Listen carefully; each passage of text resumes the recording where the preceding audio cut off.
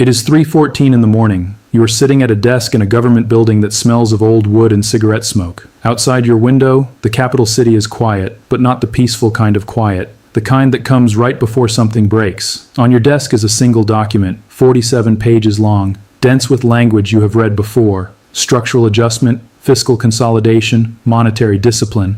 But tonight those words feel different. Tonight you are about to sign them. Your country is out of money, not running low on money, not experiencing a fiscal shortfall. Out, as in 72 hours, your government cannot pay its civil servants. Your hospitals will run out of imported medicine within the week. Your central bank has less than 11 days of import cover left. And the currency your grandfather's generation fought to put on banknotes, is in free fall. There is one phone number you can call. One institution that will answer at 3 a.m., one lender that does not care about your credit history, your collateral, or your political situation, the International Monetary Fund, and they are already waiting for your signature. How you got here? Let's go back 18 months. Your country.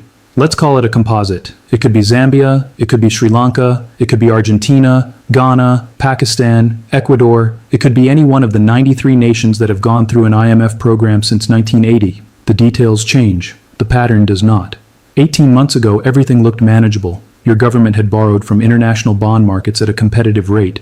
The money came in fast. No conditions attached, no lectures, no oversight committees, just capital. Billions of dollars that needed to go somewhere, and your country, with its growing middle class and its mineral reserves and its infrastructure deficit, looked like exactly the right place. You built roads. You subsidized fuel so your people could afford transportation. You kept electricity prices low so small businesses could stay open. You expanded the civil service because unemployment was the real political threat. You did what governments do when they have money and elections on the horizon. Then the dollar strengthened. That is all it took. The U.S. Federal Reserve raised interest rates, a decision made in Washington, D.C. for American reasons, by American economists looking at American inflation data. And in a single cycle, your debt became significantly more expensive because you borrowed in dollars. And now you need more of your own currency to service that dollar debt. And your own currency is weakening because capital is fleeing toward the stronger dollar. A spiral that feeds itself. Within 6 months, your foreign exchange reserves begin draining. Investors get nervous. They demand higher yields on your bonds. You can't afford the higher yields, so you stop issuing bonds. Credit rating agencies, Moody's, Fitch, Standard & Poor's, quietly downgrade you. Now you really cannot borrow. The trapdoor has closed. You are not the first. You will not be the last. You call the IMF.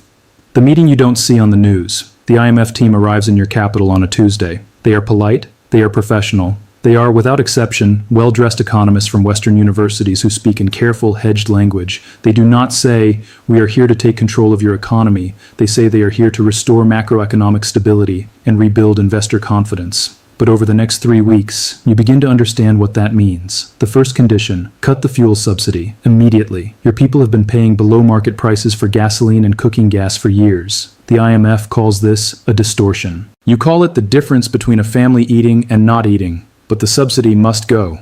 It is consuming fiscal space that should be redirected toward debt servicing. When you explain that removing the subsidy overnight will trigger street protests, that this exact policy removed in Nigeria in 1989 caused riots that killed dozens, they nod.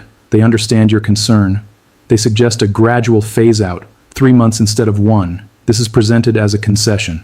The second condition, devalue your currency, officially. Let the market set the rate. What this means in practice, the savings your citizens have built over decades lose a significant portion of their purchasing power within weeks. Imports, medicine, machinery, electronics, food your country doesn't produce, all become dramatically more expensive. A family that was poor before is now significantly poorer. But the IMF calls this correcting an overvalued exchange rate. It is, they explain, necessary for export competitiveness. The third condition, raise interest rates. This is to control the inflation that will inevitably follow from the devaluation and the fuel price increase. Higher interest rates mean businesses cannot afford to borrow. Investment stops. The small business owner who needed a loan to buy equipment now cannot get one at a rate she can survive. Unemployment rises, but inflation numbers improve. The IMF will later point to the inflation numbers as evidence the program is working. The fourth condition, privatize. State enterprises, the electricity company, the water utility, the national airline, sometimes the ports, must be sold.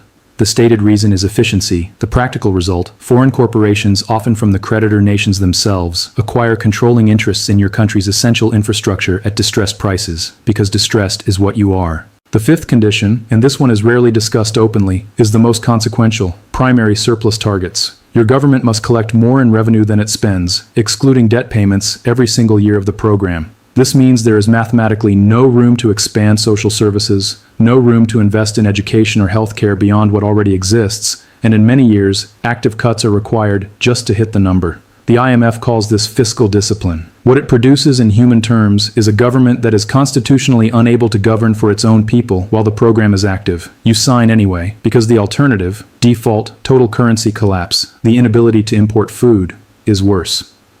What the program actually produces.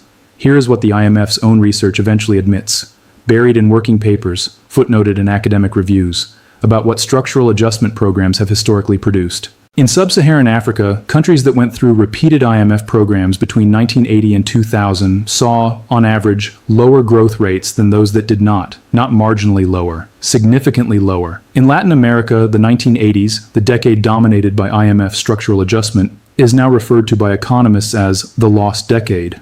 An entire generation of development reversed.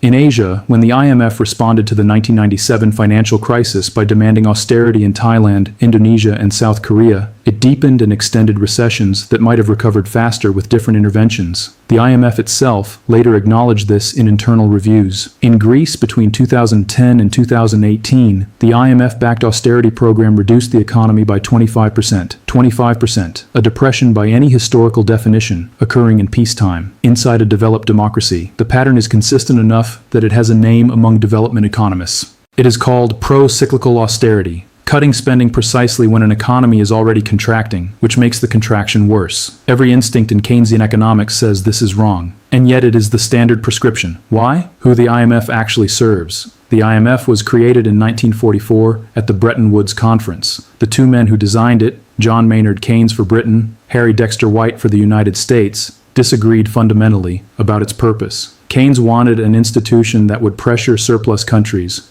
running large trade surpluses, to spend more and recirculate wealth into the global system. White, representing American interests, wanted an institution that would discipline deficit countries. Borrowers, not lenders. The debtor, not the creditor. White won. The IMF's voting structure reflects this. Voting power is proportional to financial contribution. The United States holds the largest single share, roughly 17%, which gives it an effective veto over major decisions, since major decisions require 85% approval. The G7 nations collectively control the majority of votes. The nations that most frequently borrow from the IMF, in Africa, Latin America, South Asia, hold a small fraction of the votes. This means the institution that determines the economic conditions of developing nations is controlled by the developed nations who are, in many cases, the creditors those developing nations owe money to.